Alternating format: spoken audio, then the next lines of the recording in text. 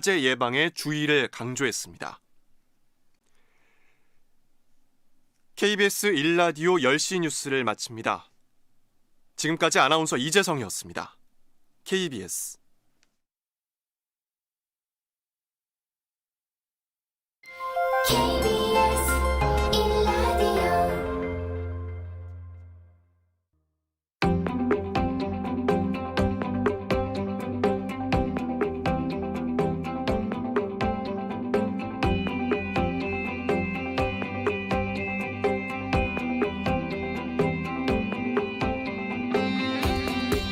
김성환의 시사야.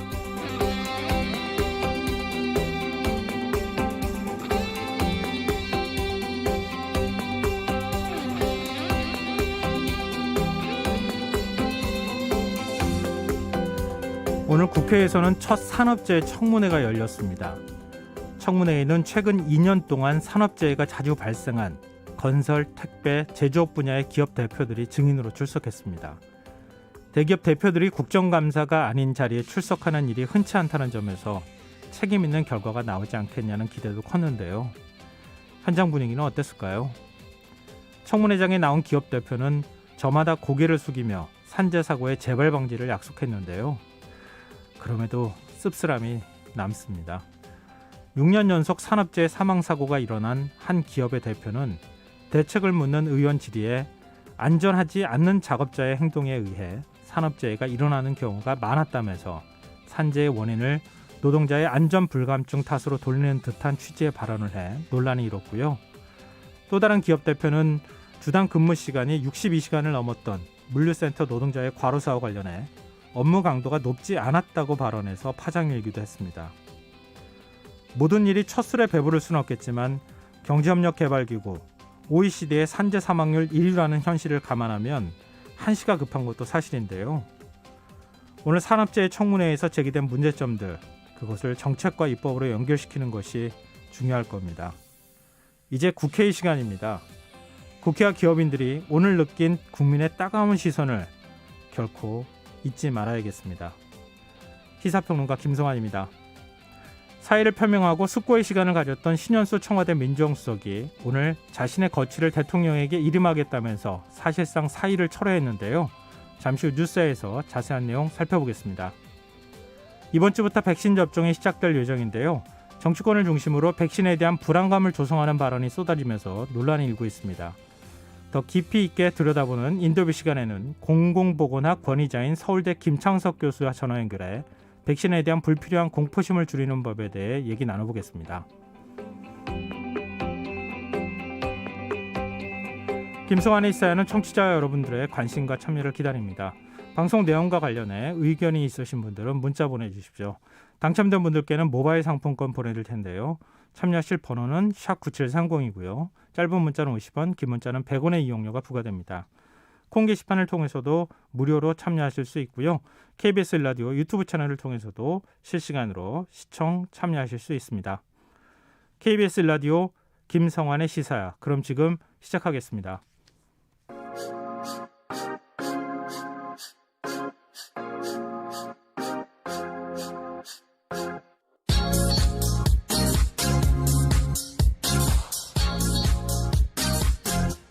KBS 1라디오 김성환의 시사야.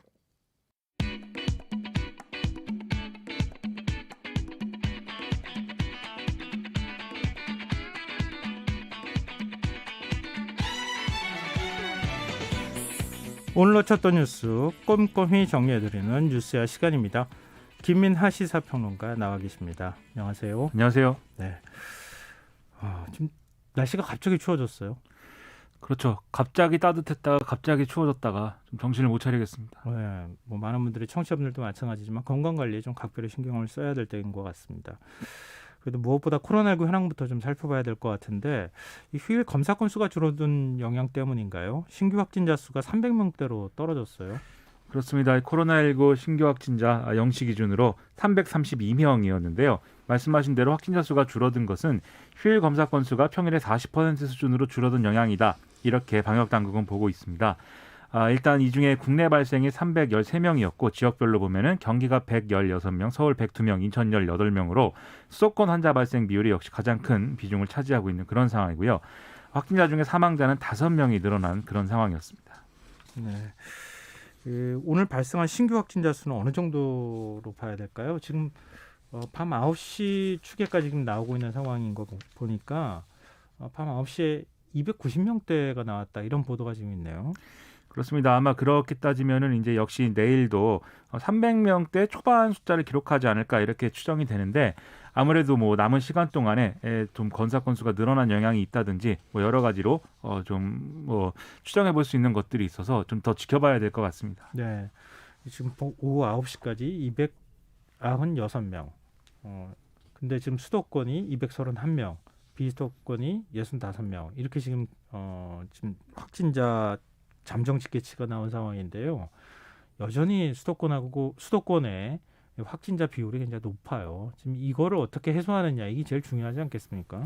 그렇습니다. 그리고 이제 계속 주말에도 이제 좀 드러난 사실로서 보면은 아무래도 여전히 이제 지역사회 감염이 이제 좀 파악되지 않은 감염원이 있는 것으로 좀 보이고 그리고 뭐 집단 감염 사례라든지 이런 거를 봐도 일상생활에서 이제 계속해서 감염 고리들이 연결되고 있는 이런 상황이거든요. 네. 그렇기 때문에 이 확진자 수가 뭐 줄어드는 것에 대해서 우리가 뭐 경각심을 좀 더 이제 좀 늦춘다든지 이런 일을 이제 없도록 하는 게 무엇보다도 중요할 것 같습니다. 네. 그리고 또 하나의 변수로 지금 등장하고 있는 게 변이 바이러스 확진자 숫자가 계속 늘어나고 있다는 거 아닙니까? 그렇습니다. 이 변이 바이러스 관련해서 지금 9건의 추가 사례가 확인이 됐는데 모두 영국발 변이 바이러스로 확인이 됐고요. 3건이 국내 감염 사례고 6건이 해외 유입 사례였습니다. 그래서 이 국내 감염 3명의 경우가 앞서 시리아인 친척 모임과 관련돼서 발생한 이 집단 감염 사례 있지 않습니까? 네. 근데 여기와 관련돼서 이제 경기 여주시 친척 모임 관련 확진자로 분류돼 있는 이 확진 사례에서 영국 변이 바이러스가 또 감염 확인이 된 건데요. 이로써 이 경기 여주시 친척 모임 관련 확진자 27명 중에 7명이 변이 바이러스 사례로 확인이 된 겁니다. 해외 유입 6명 가운데 1명은 검역 단계에서 4명은 입국 후에 자가격리 중에 실시한 검사에서 확진 판정이 나왔고요. 1명은 격리 면제자로 입국 후에 실시한 검사에서 이제 확진이 된 사례다. 이렇게 지금 얘기가 되고 있습니다. 네. 그리고 그 백교환 통일문제연구소 소장의 장례위원회를 감염병 예방법 위반으로 서울시가 고발하겠다고 밝혔어요. 그렇습니다. 오늘 서울시가 밝힌 바를 보면은 서울광장에서 이 백기환 선생 분향소 설치와 연결실 개최와 관련돼서 사전 신고 등의 절차가 없이 이제 이게 좀 진행된 측면이 있고 순간 최대 참석 인원이 100명을 초과했기 때문에 사회적 거리두기 2단계에 따른 방역 수칙에 위반했다고 판단한다. 이렇게 밝혔고요. 이에 따라서 연결식 주최자 등을 이 감염병 예방법 위반으로 고발 조치하겠다라고 밝혔습니다. 그리고 여기에 대해서 공유재산 및 물품관리법에 따라서 이 서울광장에 이런 것들을 설치한 거에 대해서 변상금 267만 원을 부과할 계획이다. 이렇게 지금 밝히고 있는 상황입니다. 네. 고 백교환 선생의 지금 연결식 개최 문제와 관련해서도 참석 인원이 100명을 초과해서 지금 감염병 예방법 위반으로 고발하겠다 이렇게 서울시가 밝히고 있는 입장인데 일부 보수단체들이 다가오는 3.1절에 정부 규탄 집회를 열겠다고 밝혀서 이것도 지금 논란이 되고 있죠. 그렇습니다. 작년에 서울도심 광복절 집회를 이제 주도했던 보수단체들이 올해 3.1절에 광화문 광장 집회를 준비 중이다. 이렇게 공개적으로 기자회견을 통해서 이제 밝혔는데요. 이 김경재 전 한국자유총연맹 총재가 오늘 청와대 분수대 앞에서 이제 주장한 바에 따르면 지금은 이제 방법을 공개할 수는 없는데 어쨌든 3월 1일에 좀 문재인 정권에 반대하는 그러한 집회를 크게 열 것이다. 그래서 지난해 8월 15일 광화문 광장 집회와 같은 그 정도 규모로 이제 돼야 된다 이렇게 주장을 했습니다. 그리고 이외에 뭐 정광훈 사랑제일교회 목사의 변호인을 맡고 있는 강현재 변호사의 경우에도 만약에 지금 시민단체 서너 곳 정도가 집회를 준비하고 있는데 작년처럼 집회 금지 통보가 올 경우에는 행정소송을 또 낼 방침이다 이렇게 주장을 하고 있는 그런 상황인데요. 네. 일단 경찰 쪽에서는 아직 집회 신고가 들어온 것은 없다라고 얘기를 하고 있습니다. 네. 지금 방역 수칙을 어기는 사례가 있었기 때문에 아마 많은 분들이 좀 걱정하실 것 같은데 뭐 집회를 열 수는 있겠죠. 근데 방역 수칙을 철저히 지켜가면서 집회를 여는 것에 대해서는 아마 뭐 법원도 그렇고 행정기관에서 조치를 취할 수 있는 게 없잖아요, 여지가. 그렇습니다. 예, 방역 수칙을 좀 잘 지켜줬으면 좋겠다 이런 바람을 갖게 되네요. 특히 지난해 실제로 이제 집회를 통해서 특히 이제 이 보수단체 집회의 경우에는 일부러라도 방역 수칙을 좀 지키지 않고 싶어하는 이런 세력들이 같이 껴 있었기 때문에 문제가 좀 심각해진 측면이 있는 거거든요. 그리고 실제로 이게 집단 감염으로 이어진 사례들이 있었기 때문에 뭐 집회 자유가 보장돼야 되겠지만 이런 걸 하려면 최소한 방역 수칙을 어떻게 지키겠다는 것인지 좀 국민에게 신뢰를 주는 방식으로 진행이 돼야 되지 않을까 이런 생각이 듭니다. 네. 그리고 정부가 사회적 거리두기 단계 조정 여부를 이번 주 후반에 결정하겠다고 밝혔어요. 그렇습니다. 지금 이 방역 당국이 현재 이 진행 중인 수도권 2단계 그리고 비수도권 1단계 거리두기 조치가 오늘 28일까지 이제로 기한이 정해져 있는데 좀 2, 3일 정도 여유를 두고 거리두기 조정 여부를 결정을 할 것이다 이렇게 밝혔는데요. 그게 이제 그러면 이번 주 후반이 이제 되는 것이죠. 그리고 이런 상황들이 이제 백신 접종에도 영향을 줄 수 있기 때문에 지금 어떻게 결정할지에 대해서 좀 이제 숙고 중인데 우리 국민들이 방역 수칙을 잘 지키는 것에는 변함이 없어야 된다라고 또 당부를 하고 있습니다. 네.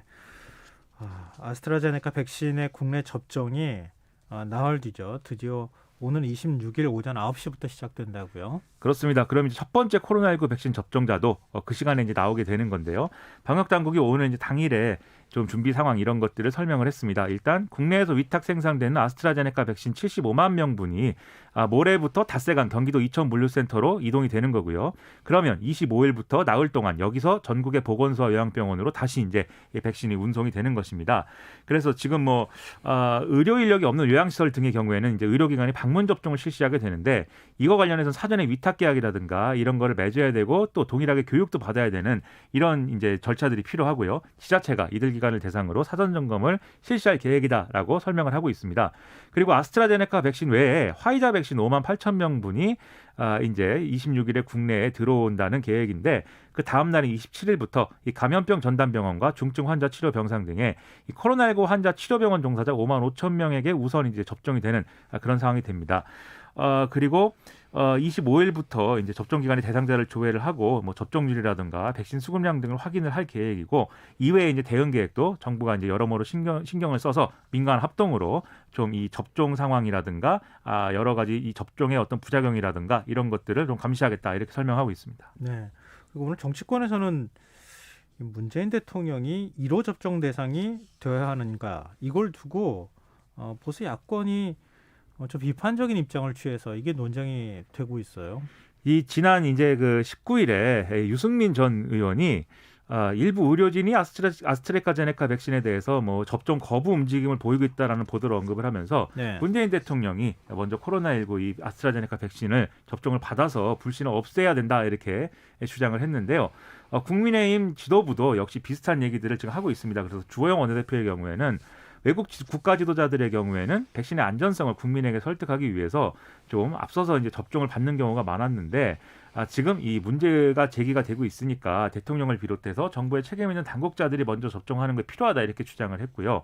또 김종인 비대위원장도 누가 제일 먼저 백신을 맞는 것이냐가 지금 논란인데 정부 당국이 명확하게 국민에게 설명을 해야 된다 이렇게 강조를 했습니다. 네. 이런 가운데 국민의당 안철수 대표의 경우에는 정치인이자 의료인의 한 사람으로서 이 당국이 허락을 한다면 먼저 아스트라제네카 백신을 맞을 용의가 있다라고도 주장을 했습니다. 네. 민주당은 어떤 입장입니까? 일단 민주당의 경우에는 좀 이 국민의힘이 지나치게 국민 불안을 증폭시키고 있고 불필요한 논란으로 지금 이 백신을 지금 이용하고 있다 이렇게 주장을 했는데요. 일단 신동근 최고위원의 경우에는 공포를 증폭시키고 반과학을 유포하는 것은 반사회적 책동이다라면서 이 코로나 위기를 정치 공세 이슈로 삼지 말라라고 주장을 했고요. 네. 양희양자 최고위원의 경우에는 대통령이 먼저 백신을 맞는다고 했으면 백신 특혜라고 했을 거 아니겠느냐. 만약 이것과 관련돼서 특혜 시비를 하지 않겠다고 확답을 한다면 대통령이 맞을 수도 있는 거다 이렇게 또 주장을 하기도 했습니다. 그리고 정청래 의원의 경우에는 SNS를 통해서 국가원수가 실험 대상이 아니지 않느냐라면서 먼저 또 대통령이 맞으면 특혜라고 주장하면 할 것이고 또 사고가 날 경우에는 고소하겠다는 얘기냐라면서 또 반발을 하기도 했습니다. 네. 이거 어떻게 봐야 돼요? 백신을 문재인 대통령이 제일 먼저 맞느냐 안 맞느냐 이거 가지고 논쟁하는 모습 어떻게 보세요? 저는 좀 황당하다는 생각이 드는데요. 일단 정말 이 아스트라제네카 백신에 대한 어떤 불안감이라든지 이런 것들이 국민 사이에 팽배하다면 그렇다면 문재인 대통령이 뭐 백신을 접종 대상이 된다든가 이례적으로 어떤 특례적인 조치로서 그것을 뭐 검토할 수 있다고 생각을 합니다. 다만 네. 지금 방역 당국이 수차례 밝혔듯이 이 아스트라제네카 백신은 안전성에는 문제가 없는 것이고 다만 효과에 있어서는 지금 이제 임상전환이나 이런 게 부족한 상황이기 때문에 접종에 유예됐을 뿐인 거거든요. 그리고 지금 요양시설의 종사자들이나 지금 들어가 있는 시설에 입소해 있는 사람들을 대상으로 해서 백신 접종 동의를 이제 이쪽 받아본 결과 거의 90% 이상, 95% 내외의 동의율을 보였습니다. 그러면 네. 아스트라제네카 백신에 대한 어떤 불안감이나 이런 것들은 지금 좀 과장된 측면이 있다고 보는데 네. 이런 상황에서는 애초에 이제 방역 당국이 좀 예고한 대로 65세 미만의 요양시설 종사자들부터 아스트라제네카 백신을 이제 순서대로 접종을 하면 될 문제라고 보는데 이게 오히려 이 정치권에서 이런 논란을 막 벌이면서 오히려 아스트라제네카 백신에 대한 불안감을 조성을 하고 혹시라도 나중에 써야 될 카드일 수도 있는 대통령의 어떤 접종 방식에 대한 그런 것까지 지금 정치적인 논란을 휘말려서 그 카드도 못 쓰게 되는 이런 상황으로 지금 내몰고 있는 듯한 그런 모습이거든요. 네. 그래서 야당에서 이런 뭐 백신에 대한 불안감을 해소해 달라고 주장할 수는 있겠지만 대통령이 먼저 맞아야 된다든지 이런 주장은 너무 뭐랄까 과한 주장으로 보이고요. 그리고 여기에 반박을 하는 과정에서 정청래 의원 같은 경우에 뭐 대통령이 뭐 실험 대상이냐 이렇게 반응을 했는데 그렇게 하면 우리 일반 국민들은 그럼 뭐가 되는 것입니까? 그래서 이게 논쟁을 하더라도 좀 금도 내에서 좀 했으면 좋겠다 이런 생각이 좀 들었습니다. 근데 전문가 평가를 다 거친 거 아닙니까? 전문가들이 백신의 효과성, 안전성에 대해서 일단 평가를 해서 그래서 사용 승인을 내준 것이고 효과성에 관한 부분에서 임상시험 자료가 65세 이상은 좀 부족하니 65세 이상은 나중에 판단하겠다. 이렇게 했다는 얘기는 과학적으로 검증을 했다는 얘기잖아요. 그렇습니다. 그리고 영국의 경우에는 지금 뭐 굉장히 계속해서 이제 접종 사례가 계속 쌓여가고 있는 상황인데 여기서 보면은 특별하게 어떤 뭐 아스트라제네카 백신을 접종을 했기 때문에 거기서 인과성이 인정되는 뭐 부작용 사례가 일어났다거나 그런 게 없거든요, 사실. 매우 미비하거나 없기 때문에 다른 백신과 비교해서 특별히 무슨 안정성에 문제가 있다거나 그런 상황이 아니라는 점을 고려를 해서 좀 논쟁을 했으면 좋겠습니다. 이게 보세학권이 백신과 관련되어 있는 이런 주장을 하는 것에 대해서 청와대가 혹시 입장을 내놓은 게 있습니까?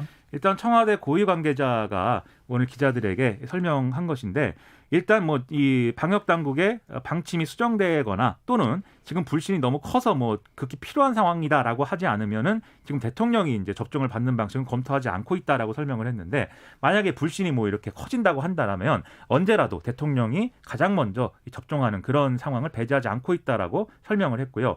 문재인 대통령도 지난달 18일에 신년 기자회견에서 이 비슷한 질문이 나온 거에 대해서 솔선수범이 필요한 상황이 된다면 피하지 않겠다 이렇게 얘기한 바가 있었습니다. 네. 그 정경 질병관리청장이 백신 접종을 거부했을 때 코로나19에 감염되고 또 그렇게 해서 감염이 전파되는 일이 발생하더라도 구상권을 청구하지 않겠다. 이런 방역 당국의 입장을 전했어요.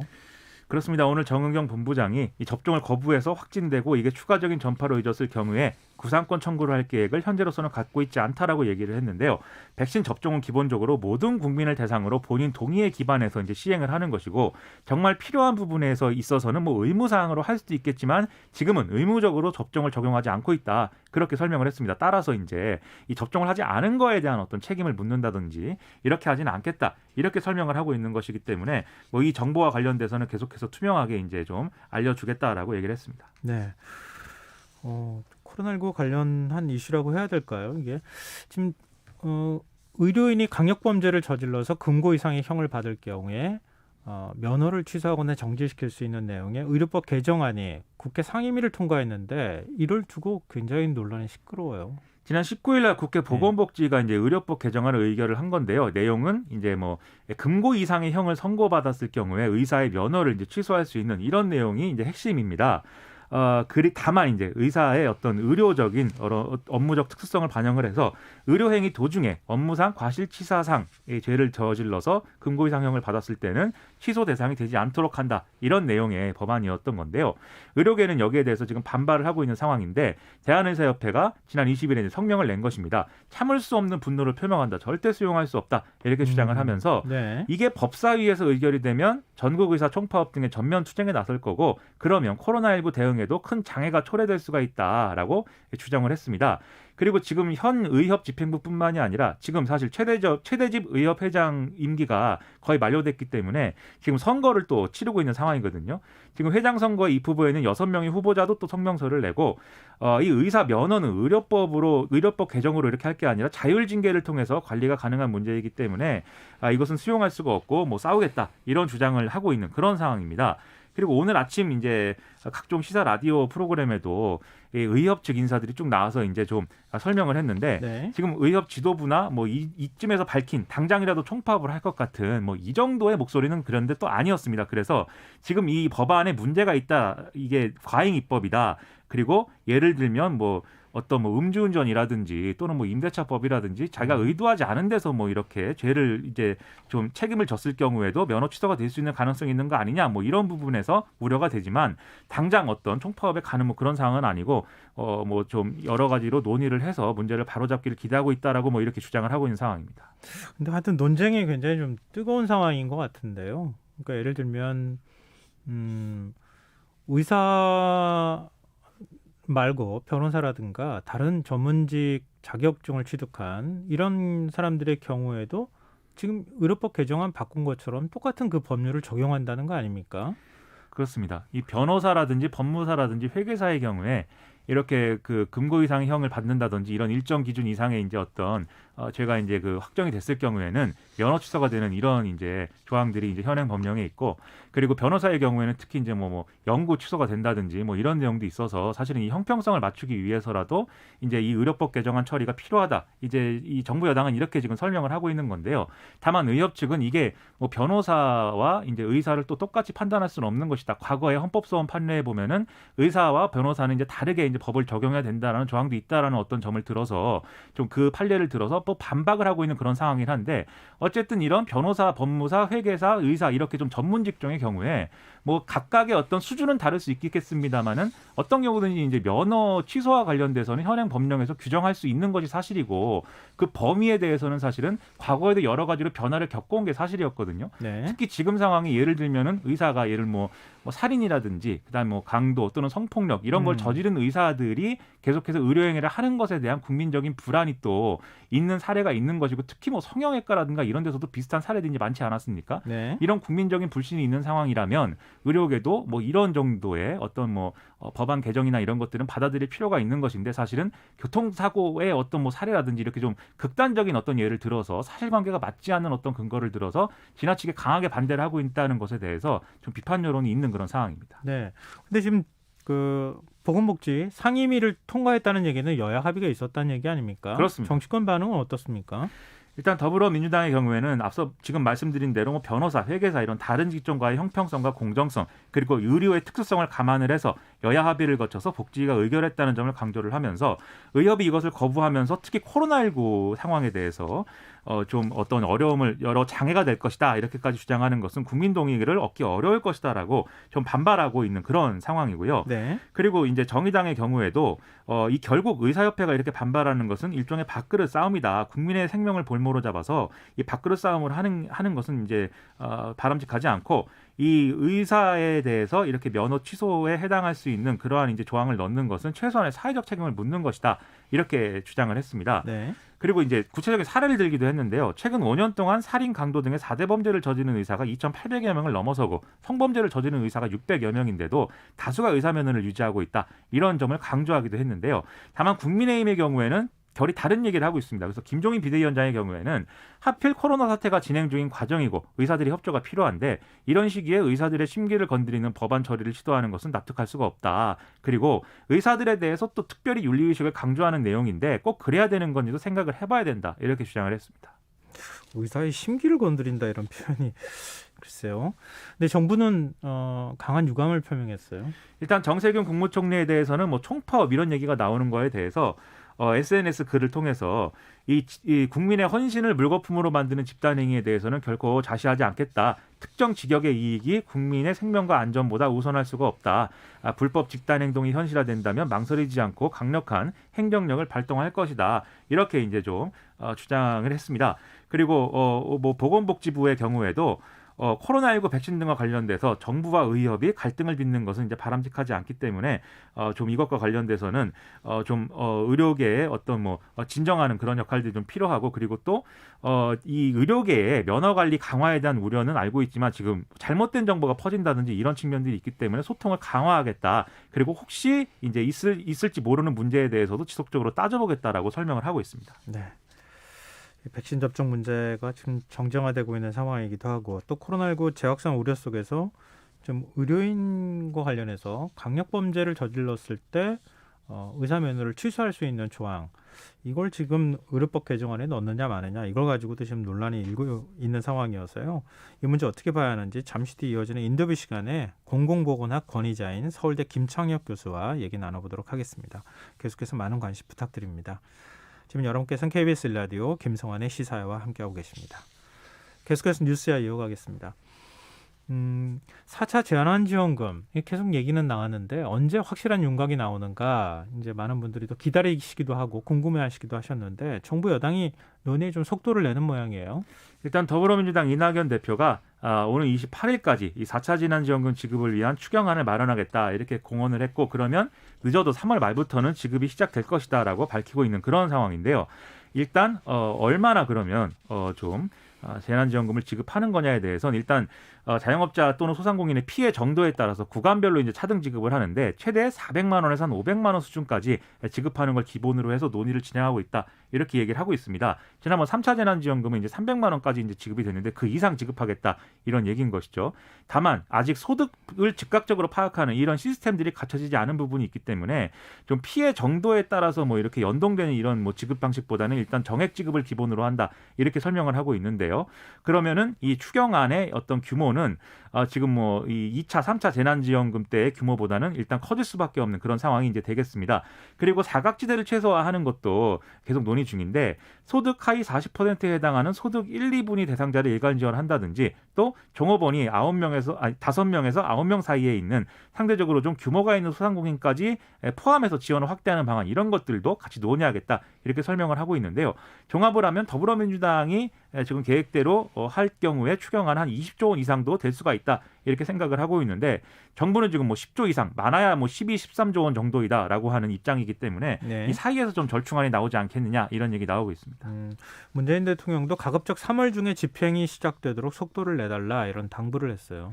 그렇습니다. 수석 보좌관 회의에서 이 가급적 3월 중에 집행이 시작돼야 되고, 그러기 위해서 정부가 추경을 신속히 편성하고 국회 협조를 구할 필요가 있다, 이렇게 설명을 했습니다. 그래서 이 4차 재난지원금을 최대한 폭넓고 두텁게 지원을 할 것이다, 이렇게 설명을 했는데요. 특히 지난해 4분기 가계동향조사 결과를 인용을 해서 좀 저소득층 1, 2분위의 소득과 소상공인, 자영업자의 좀 사업소득이 줄었는데 전체 가계소득이 모든 분야에서 늘은 것은 정부의 이런 적극적인 재정정책으로 이전소득이 증가했기 때문이다라면서 앞으로도 재정의 적극적 역할을 강화할 것이다라고 발언한 바 있었습니다. 네, 이 재정당국이 어떤 입장을 취하느냐, 이게 굉장히 중요하지 않겠습니까? 이전에도 이제 당정 간의 갈등이 있기도 하고 그렇게 했었는데, 홍남기 경제부총리는 어떤 입장을 밝혔습니까? 일단 지금 오늘 이제 확대 간부 회의를 열었다고 하는데요. 현재 네. 당정이 논의 중인 이제 추경안을 다음 주에 국회에 제출할 수 있도록 준비해달라는 당부를 했다고 하고, 그다음에 이 추경 예산 외에도 지금 올해 본 예산에 피해 지원 관련 기정 예산하고 그다음에 기금 사업, 이런 것들이 지금 있기 때문에 이런 것들을 추경과 결합해서 집행할 수 있는 지원 패키지, 이런 것들을 검토해야 된다라고 이제 설명했다고 합니다. 네. 근데 이제 보수 야권, 특히 이제 국민의힘에서 선심성 지원이다, 선거 앞두고 지금 이러는 거 아니냐, 이런 주장을 내놓고 있죠. 그렇습니다. 이게 포인트가 조금씩 다르긴 한데, 일단 문재인 대통령이 좀 코로나19가 좀 종식되는 상황에서는 전국민 위로 지원금을 좀 검토할 수 있다, 이렇게 발언한 바 있지 않습니까? 여당 지도부들과의 이제 만남에서. 네. 거기에 대해서 좀 날을 세우고 있는 이런 상황입니다. 그래서 김종인 비대위원장의 경우 오늘 비대위 회의에서도 이 발언을 근거로 해서 코로나19 사태가 지금 여러모로 어렵지만 평상시 소득에 지금 변화가 없는 사람들까지 위로금을 지급한다는 것에 대해서는 그게 무슨 근거인지 설명을 할 필요가 있다, 이렇게 지금 지적을 한 그런 상황이고, 한편에서는 국가의 부채 문제를 걱정하고 한편으로는 선심성으로 정부 재정을 낭비한다는 얘기가 근거가 뭔지 이해가 안 간다라고 또 주장을 하는 그런 상황이 이어졌습니다. 네. 선거를 생각하면 하지 말아야 되는 건데, 지금 자영업자들은 굉장히 좀 힘든 상황이기도 하고, 이 정부의 설득 노력도 필요하지 않을까 싶습니다. 그리고 코로나 사태로 피해를 입은 여행업계가 지원 대책을 요구하고 나섰어요. 그렇습니다. 이 한국여행협회와 서울시 관광협회를 비롯한 전국 여행사 단체로 구성된 이 여행업 생존 비상대책위가 오늘 또 청와대 분수대 광장 앞에서 기자회견을 열었는데요.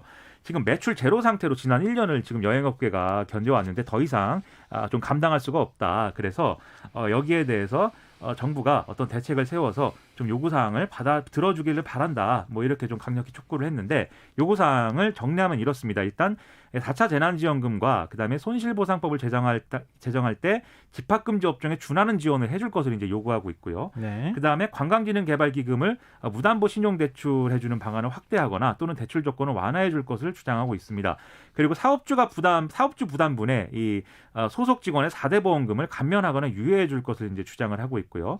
그리고 이 여행이니까 이 해외에서 들어왔을 때 자가격리 14일 기준 완화라든지 또는 여기에 대한 과학적인 합리적 기준을 재설정해 줄 것 이런 것들을 요구하고 있는 그런 상황이고 또 관광산업을 재난업종으로 지정을 하고 여기에 대해서 지원을 해주는 특별법을 제정해 달라는 등의 이런 주장을 하고 있는 상황입니다. 네, 참 어려운 일인 것 같습니다. 특히 여행업계가 제일 큰 타격을 입었잖아요. 그렇습니다. 네. 네, 이런 업계들을 계속 지금 묶어두거나 이렇게 하면서 뭐 사실 사지로 내모는 것이나 다름이 없는데 이런 부분에 대한 정치권에 정말 생산적인 토론과 논의가 좀 있었으면 좋겠습니다.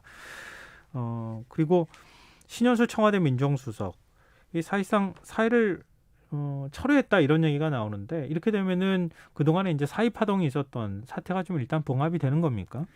일단 오늘 출근을 해서 이 지금 직무 수행에 전념하겠다 이렇게 밝혔고 여기에 대해서 청와대는 일단 오늘 이제 신현수 수석이 공식적인 업무도 수행을 했고 대통령 주재 티타임이라든가 수석 보좌관 회의에 다 참석했다는 사실을 이제 확인을 했습니다. 네. 그래서 여기에 대해서 신현수 민정수석이 자신의 거취를 대통령에게 일임을 한다 이렇게 밝혔기 때문에 네. 이 사의 문제는 일단락된 것이다. 청와대가 이렇게 설명을 했는데요. 다만 지금 이 거취를 일임했다라고 한 거에 대해서 대통령이 그러면 어떻게 결정했거나 어떻게 발언을 했는가에 대해서는 따로 지금 설명이 없는 그런 상황입니다. 조심스러워서 대통령이 최종적인 결정을 할 수 있도록 해준 거 아닌가 이런 생각도 좀 들거든요. 뭐 리더십의 상처를 입은 것도 사실이지 않겠습니까? 그러니까 최종적으로 대통령이 결정하도록 해서 리더십을 좀 회복하는 모습을 만들고 싶지 않나 뭐 이런 이제 분석도 좀 하던데 이렇게 되면 그 동안에 이제 그 논란이 계속 커졌었기 때문에 이쯤 되면은 이제 좀 뭐랄까요? 이번 논란은 좀 끝날 수 있을까요? 이게 일단 오늘 오전까지만 해도 신현수 수석의 이제 사의 의사는 사실 이제 뭐 그대로다라는 전망이 사실 많았습니다. 신문 보도도 그랬고 심지어 이제 방송에 나온 여당 관계자들도 뭐 상황에 변함이 없는 것 같다라고 다 얘기를 했기 때문에 네. 사실 기자들이나 뭐 우리 같은 평론가들의 입장에서는 불의의 일격을 맞은 셈이 됐습니다. 네, 이렇게 전망을 했는데. 네. 사이가 뭐 이렇게 네. 철회가 된 것처럼 됐기 때문에 네. 다만 이제 어떤 상황이었을까를 조금 이제 전망해 볼 필요가 있는 게 왜 그러면 이렇게 완강한 의지를 왜 꺾은 것이냐에 대한 좀 판단을 해볼 필요는 있겠죠. 아마도 제 생각에는 오전까지 상황 변화가 없었는데 어쨌든 청와대에 출근하고 나서 입장이 바뀐 거라고 한다면 결국 문재인 대통령의 설득이나 이런 것들이 주요하지 않았겠는가 저는 이제 그렇게 좀 추정을 해보는데 그렇다면 어떻게 설득한 것이냐 두 가지 가능성이 있을 것 같습니다. 첫째는 앞으로 검찰과의 관계 재정립에서 신현수 수석이 뭔가 역할을 다시 해줄 것을 요구를 하면서 분명히 이제 지난해와 같은 방식은 분명히 아니다. 올해는 달라야 된다는 것을 인정한다. 이 점을 분명히 약속을 해주고 네. 앞으로 그것을 어떻게 할 것인지 계획도 밝혀줬다라면 신현수 수석 체제로 이제 오랫동안 이제 지속이 될 것 같고요. 그게 아니라 지금 신현수 수석이 그만두면 너무나 정적 파장이 크고 문재인 대통령 리더십에 큰 상처가 나기 때문에 일단은 자리를 지켜라라고 만약에 그런 취지의 어떤 설득이 이루어졌다라면은 아마 신현수 수석 체제가 좀 길게 가기는 다소 어려울 수 있지 않겠느냐는 얘기가 한쪽에서 또 아직도 나오고 있는 그런 상황입니다. 왜냐하면 또 오늘 문재인 대통령이 신현수 수석에 대해서 확실히 재신임한다 이렇게 좀 입장을 밝혔으면 또 이 논란이 완전히 일단락이 됐을 텐데 좀 지금까지도 사실은 그거에 대한 뭐 얘기는 지금 없는 상황이기도 하니까 아직 뭔가 잔불이 남아 있는 거 아니냐 뭐 이런 얘기도 있는 거거든요. 네. 그래서 뭐 적어도 며칠 동안은 좀 상황을 지켜봐야 결론이 나지 않을까 싶습니다. 뭐 사실 그렇잖아요. 청와대 민정수석이 몇 차례나 사의 표명을 하고 그 부분을 대통령이 만료했던 거잖아요. 그렇습니다. 네. 근데 거취를 대통령께 일임하겠습니다. 그런데 대통령이 위임입니다. 이렇게 밝히기가 되게 애매하지 않았을까. 그런 부분도 뭐 있죠. 그런 생각도 그렇습니다. 한편으로 갖게 되는데요.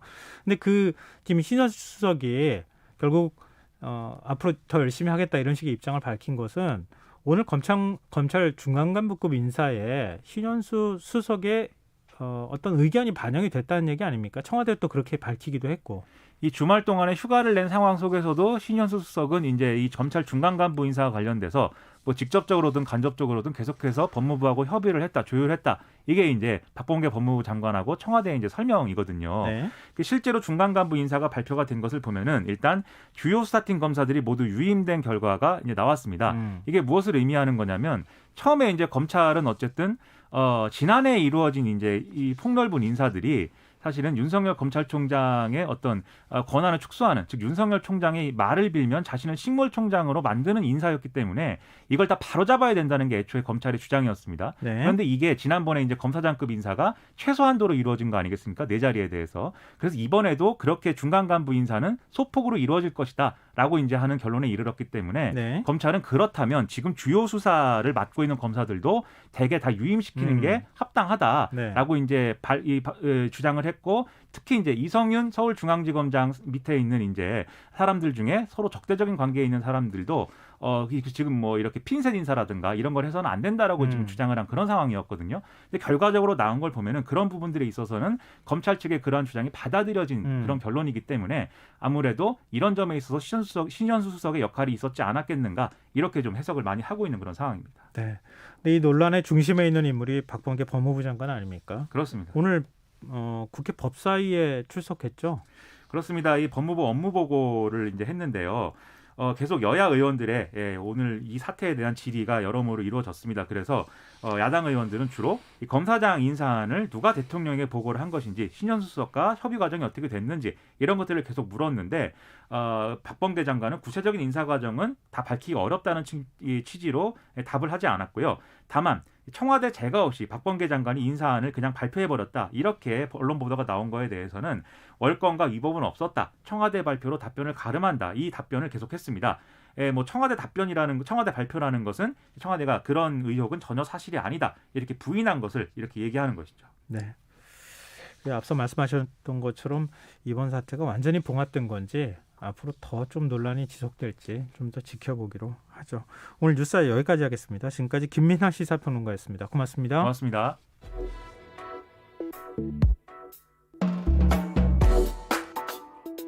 더 나은 내일을 준비하는 시간.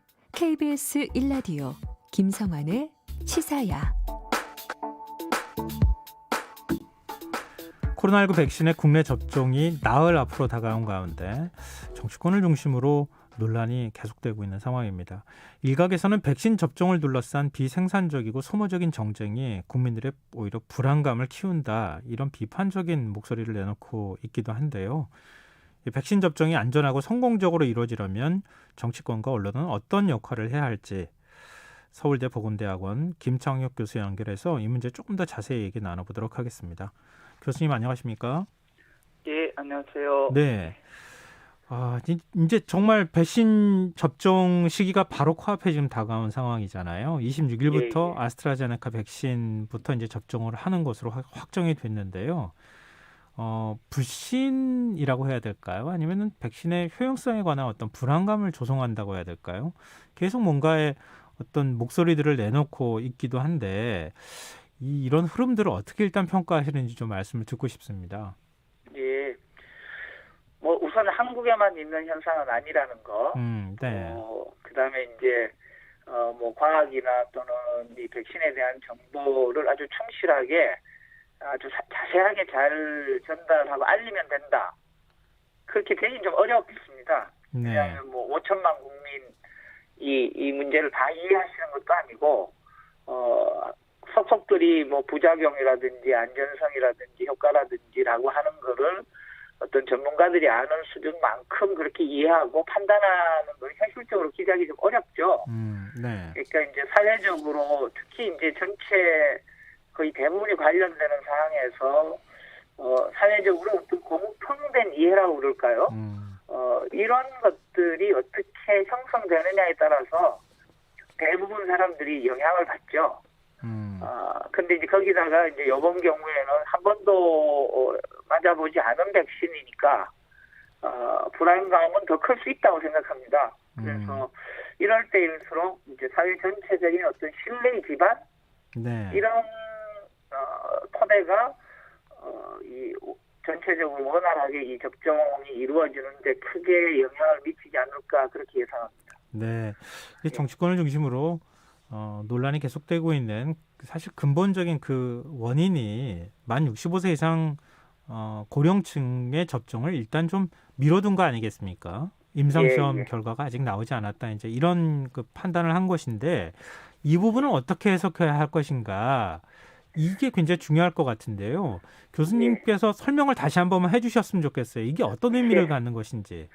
이 과학적으로 뭐 설명하면 조금 좀 복잡해질 텐데요. 네.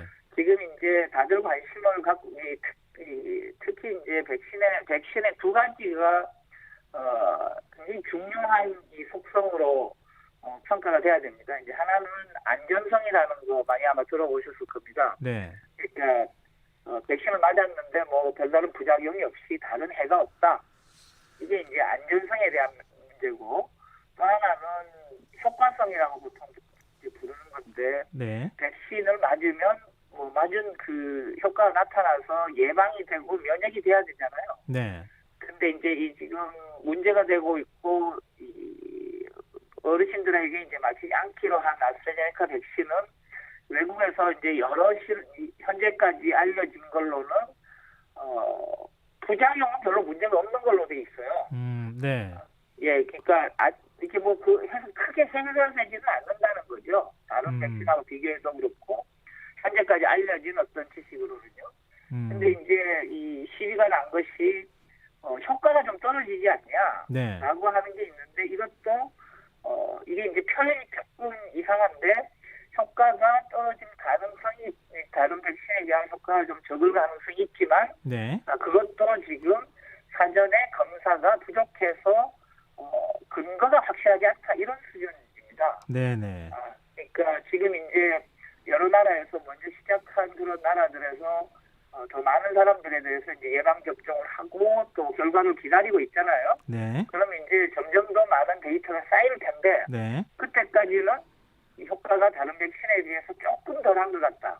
이런 거죠. 그러니까 네. 이 백신을 맞는 분들이 첫째 명확한 거는 안전성에 대해서는 걱정하실 게 없다. 근데 효과는 조금 떨어질 수 있는데 그것도 뭐 예를 들면 20%, 30% 이런 수준으로 완전히 뭐 무슨 소용없는 백신이라는 뜻이 아니고 네. 현재 이제 다른 나라에서 많이 하고 있는 그 백신에 비해서 조금은 좀 떨어지는 정도. 특히 노인에게서 네. 이 문제 이렇게 이제 해석을 하는 게 맞고요. 네네. 만약 알겠습니다. 이제 제가 그 해당자라고 그러면 뭐 저는 당연히 맞겠습니다. 네, 알겠습니다. 예. 예, 아마 청취자분들이 참고를 좀 하셨을 것 같고요. 교수님, 예. 그 지금 전화 상태가 좀 좋지 않아서요. 전화를 예. 좀 끊어주시면 제가 다시 한번 연락을 드려서 연결을 하도록 하겠습니다. 전화 잠시 좀 끊어주시겠습니까? 예. 지금 전화 상태가 그렇게 썩 좋은 편이 아니어서요. 청취자분들께서 라디오 들으시면서 좀 불편함을 겪으실 것 같아서 저희가 좀 다시 한번 좋은 상태로 전화 연결하기 위해서 전화를 끊고 다시 한번 연결하도록 하겠습니다. 지금 이제 아스트라제네카 만 65세 이상 고령층에 대한 여러 이제 뭐 정치권에서 뭐 의혹 제기도 있고 논란이 있는데요. 지금 방금 전에도 말씀 들으셨다시피 안전성에 대해서는 걱정할 필요가 없다. 근데 다만 효과성에 관한 문제에 있어서 이게 월등하게 뭐 효과가 떨어진다거나 이런 것은 아니고 65세 이상에 대한 임상시험 결과가 누적돼서 확실하게 효과가 있는지 없는지에 대한 확인을 다시 한번 할 필요가 있다. 이런 정도 수준이라는 겁니다. 그러니까 백신을 접종하고 난 다음에 이거 내가 어떻게 잘못되면 어떡하나 이런 안전성에 관한 문제에 대해서는 전문가들도 큰 우려하실 필요가 없다. 이런 지금 얘기를 하고 있다. 이런 점들에 대해서 좀 다시 한번 좀 전문가의 입을 빌려서 저희가 좀 말씀을 드리고 싶습니다. 지금 전화 연결이 조금 좀 늦어지고 있는 것 같은데요. 저희가 연결되는 대로 바로 청취자분들하고 연결이 될 수 있도록 그렇게 하도록 하겠습니다. 지금 정치권을 중심으로 해서 지금 뭐 김이상공이다, 실험 대상이다, 마루타 뭐 이런 이제 거친 언사들을 계속 이제 동원하면서 서로 간의 정치 공방이 이어지고 있는 상황인데요. 정경 청장은 백신 접종 대상과 관련해서 실험 대상이라는 표현은 적절하지 못하다 이런 표현을 지금 오늘 사용했다 이런 소식을 지금 앞서 뉴스화 시간에 저희가 또 전해드리기도 했습니다. 그래서 이 지금 정치권의 정쟁이나 이런 부분들은 어떻게 교수님이 생각하고 계시는지 제가 또 다시 한번 질문을 좀 하도록 하겠습니다. 교수님. 예. 예. 예, 이제 좀 상태가 좋아졌네요. 예. 그 지금 정치권이 그 1호 백신 접종 대상을 문재인 대통령을 할 것이냐 말 것이냐 이걸 두고 좀 논란을 벌이고 있거든요. 예. 근데 이런 논란은 어떻게 지켜보고 계십니까? 신뢰에 대한 문제인데요. 네. 저는 정말 여러 그 다수가 이 문제에 대해서 불신이 심하다면 네. 한 가지 방법이라고 생각합니다.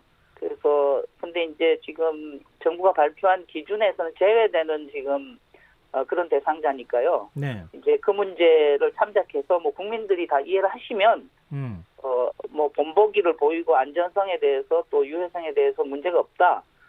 이런 어떤 설득을 하는데 도움이 될 거라고 생각하고요. 네.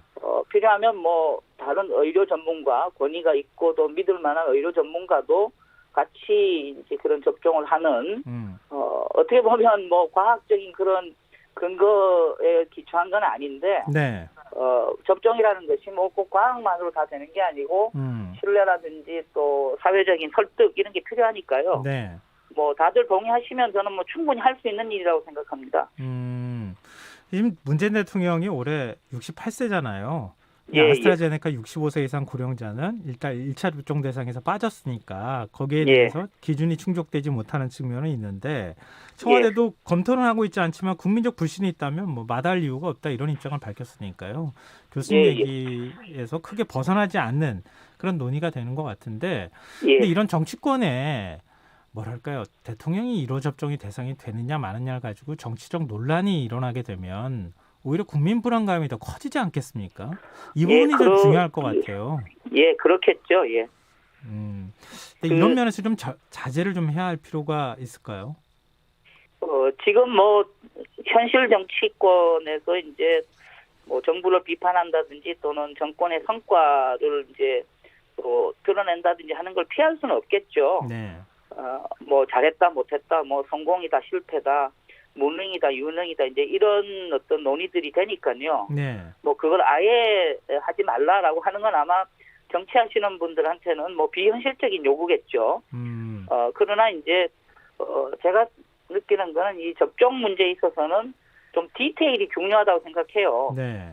그러니까 못하는 거 있을 수 있습니다. 정부가 또 잘하는 게 있을 수 있는데 그런 것들이 이제 실제적으로 어떤 접종을 성공적으로 하는데 도움이 되는 방법으로 네. 예를 들면 이런 지역이나 이런 대상자는 잘 챙기고 있냐 네. 또 이런 혼란을 줄이기 위해서 충분히 이런 준비는 돼 있냐 이런 방식으로 이 정치권이 역할을 해주시는 게 훨씬 중요할 것 같습니다. 대통령이 1호 접종 대상이 되느냐 마느냐 이런 차원의 문제라기보다는 말씀하신 것처럼 장애인이라든가 노숙인이라든가 이런 우리 사회 좀 소외계층이라고 할 만한 그런 계층에 대해서도 백신 접종을 정말 하고 있느냐 제대로 이런 부분에 대한 논쟁을 좀 더 했으면 좋겠다 이런 말씀이신 거죠? 예, 그렇습니다. 지금 대상자 숫자가 역사상 처음이거든요. 이 정도로 많이 해야 되는 거는. 네. 그래서 정부가 역량을 아마 있는 역량을 다 동원하겠지만 네. 틀림없이 아마 어디 미진한데 또 이렇게 빈대가 있을 거예요. 네.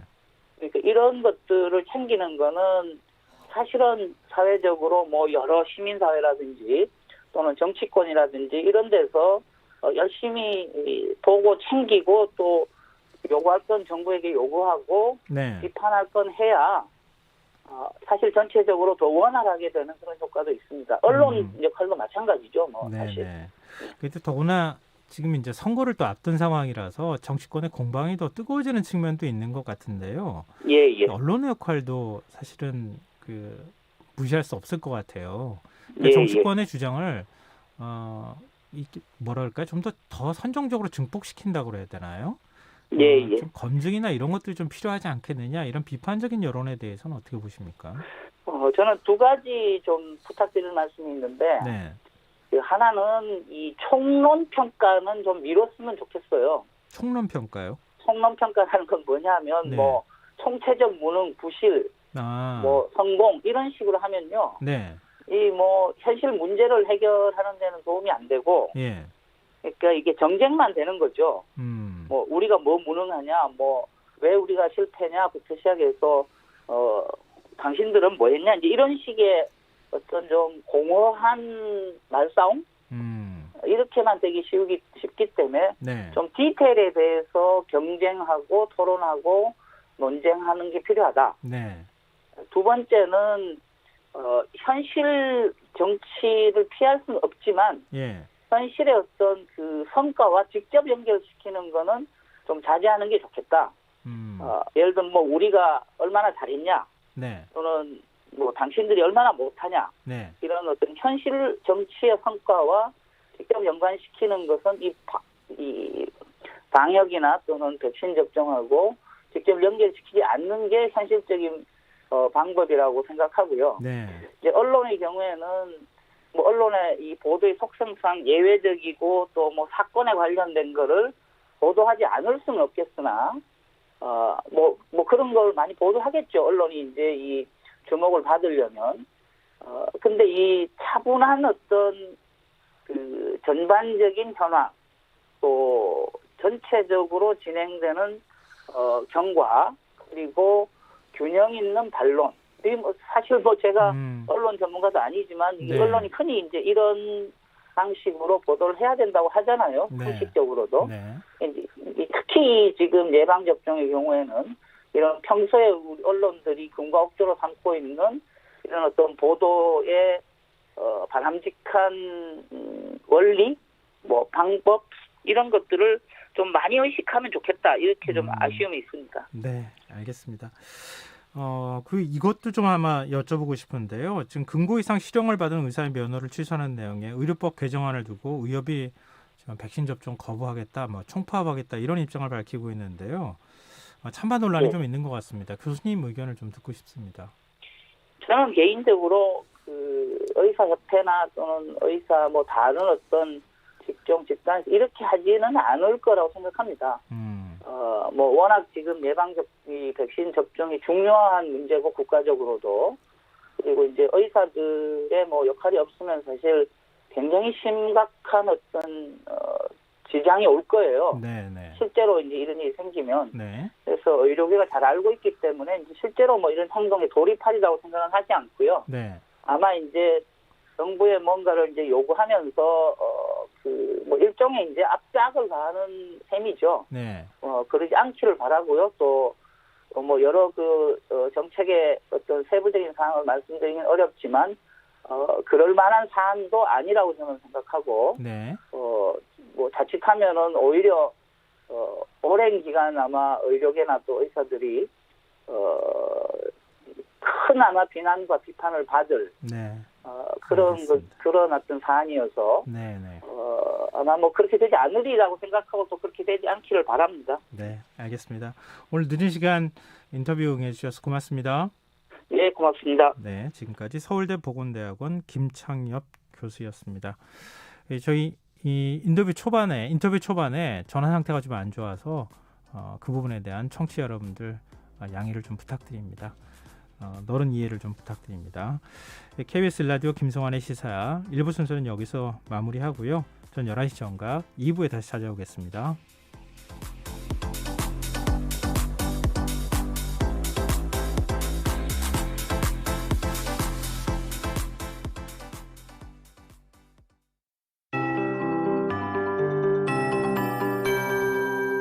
KBS 58분 날씨. 따뜻했던 오늘과 달리 내일부터 다시 추워지겠습니다. 또한 최근 오랫동안 강수가 없어 건조특보가 발효된 강원 영동과 일부 충북, 전북 동부와 경북권, 경남 서부 내륙은 대기가 매우 건조하겠습니다. 매우 건조한 상태에서 바람도 강하게 불어 작은 불씨가 큰 불로 이어질 수 있습니다. 산불과 각종 화재 예방에 철저히 대비해 주시기 바랍니다. 내일은 전국이